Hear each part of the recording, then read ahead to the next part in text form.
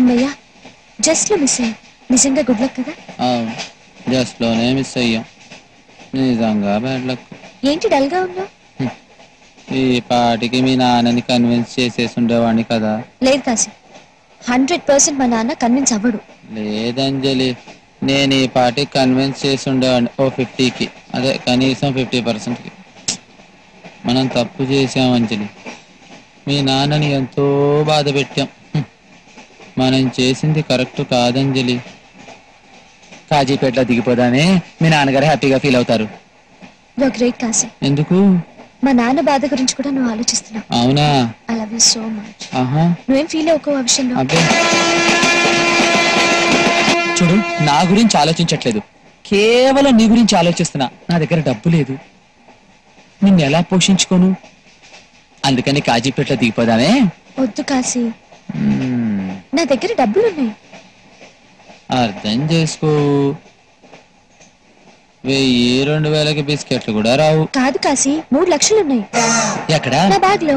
మనం దిగిపోదామే. ఎక్కడ? కలకత్తాలో. తడి బాలమ్మ బడి, ఇగ్లం భరద్వాజం.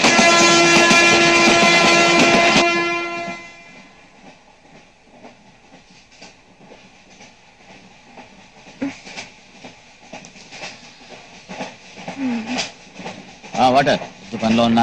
మంచినీళ్ళు. మీరా?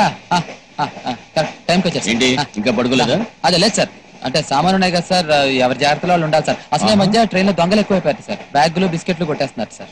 అందుకే ఇక మేం కాపులో ఉండేది. నువ్వు పడుకో, పర్లేదు. మీరెంతసేపు ఉంటారు సార్? మహా అయితే బెజవాడ వరకు ఉంటారు.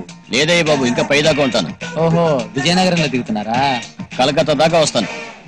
కలకత్తా వరకు వస్తున్నారా సార్? అవునయ్యా, మినిస్టర్ గారికి నాకు ఇదిగో మొక్కు. నాకు కూడా లేండి.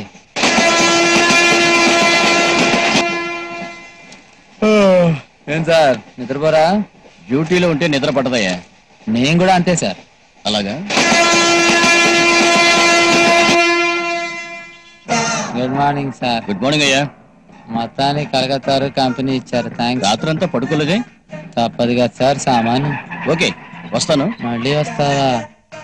టల్ అయిపోయానంటే పడిపోయాడుగా, ట్రై చేద్దాం. Good morning Kashi. లేచావా? ఎక్స్పెక్ట్ చేశాను. వెళ్దామా?